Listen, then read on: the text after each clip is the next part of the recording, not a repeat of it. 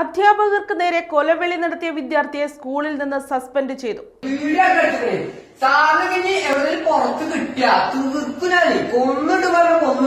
നമസ്കാരം, കൊട്ടാരക്കര മീഡിയയിലേക്ക് സ്വാഗതം.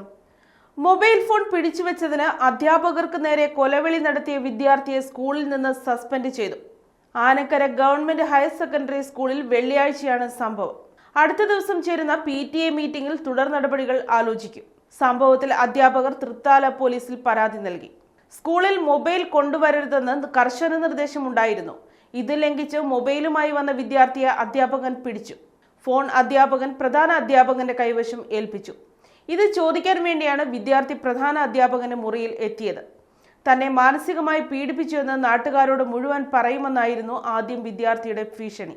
അധ്യാപകൻ മൊബൈൽ ഫോൺ കൊടുക്കാതെ ഇരുന്നതോടെ പുറത്തിറങ്ങിയാൽ കാണിച്ചു തരാമെന്നായിരുന്നു വിദ്യാർത്ഥിയുടെ ഭീഷണി. പുറത്തിറങ്ങിയാൽ എന്താണ് ചെയ്യുക എന്ന് അധ്യാപകൻ ചോദിച്ചതോടെ കൊന്നുകളയുമെന്നായിരുന്നു +1 വിദ്യാർത്ഥിയുടെ ഭീഷണി. തൃത്താല പോലീസിൽ പരാതി നൽകുമെന്ന് അധ്യാപകർ വ്യക്തമാക്കി.